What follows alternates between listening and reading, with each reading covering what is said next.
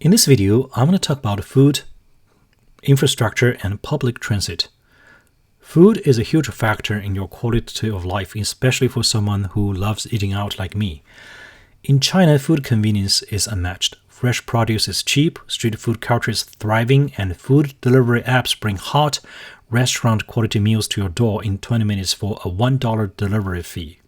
You can eat out daily for just a few dollars. The major trade-off here isn't cost or flavor, it's food safety.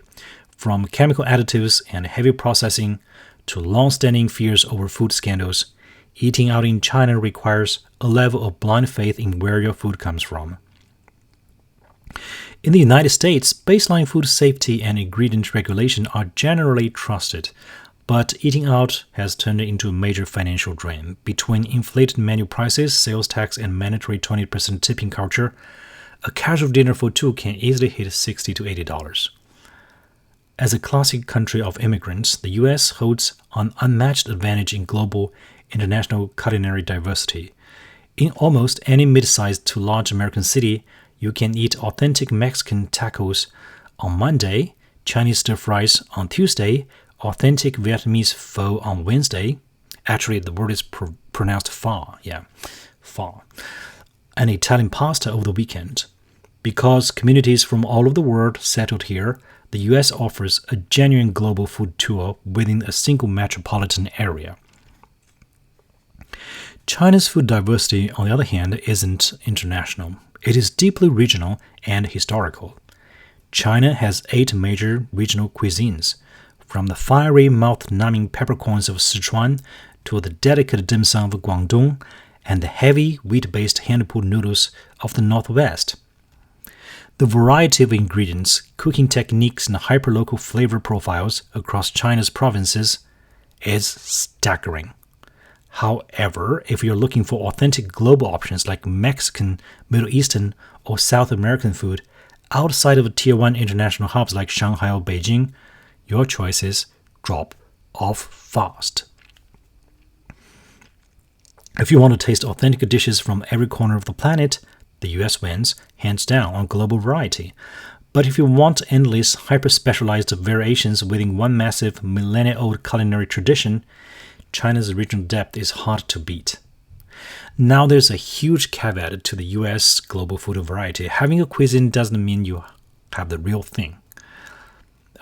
Most Chinese food in the standard American takeout joints like a General Gao's chicken or crab rangoon was adapted decades ago to suit local tastes, leaning heavily on deep frying, sweet sauces, and cornstarch. Compared to the actual subtle, multi-layered dishes you get in China, American Chinese food is an entirely different creation. I suspect this might also apply to other cuisines such as Italian food and French food in America. So who wins on food? If your top priority is global variety, the US wins hands down. Being a nation of immigrants means you can sample dishes from every corner of the planet within a single metropolitan area, even if they aren't always authentic. If your priority is convenience, affordability, and a deep culinary tradition, China takes the crown. With ultra-fast delivery apps bringing piping hot meals to your door for a fraction of the cost, a vibrant dining out culture, and centuries of regional depth, daily eating in China is unmatched in efficiency and flavor. Again, there is no clear winner on food. The US offers the world on the plate, while China delivers an everyday culinary engine that is impossibly fast, cheap, and deeply specialized. Next, let's talk about infrastructure and public transit. When it comes to physical infrastructure and transportation, China wins hands down. There's no contest. China is the undisputed world leader in modern transit, with over 45,000 kilometers of high-speed rail network connecting virtually every major city. Traveling across the country is fast, affordable, and remarkably punctual. Prior to 2008, there was not a single inch of high-speed rail.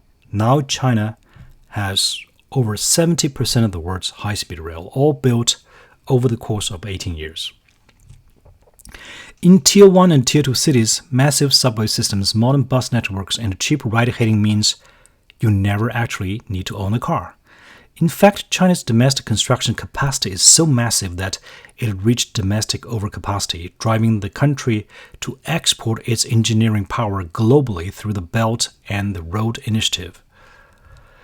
The US, by contrast, is built almost entirely around car ownership. Outside a handful of transit-dense cities like New York City or Boston, owning a vehicle is a mandatory requirement for daily life.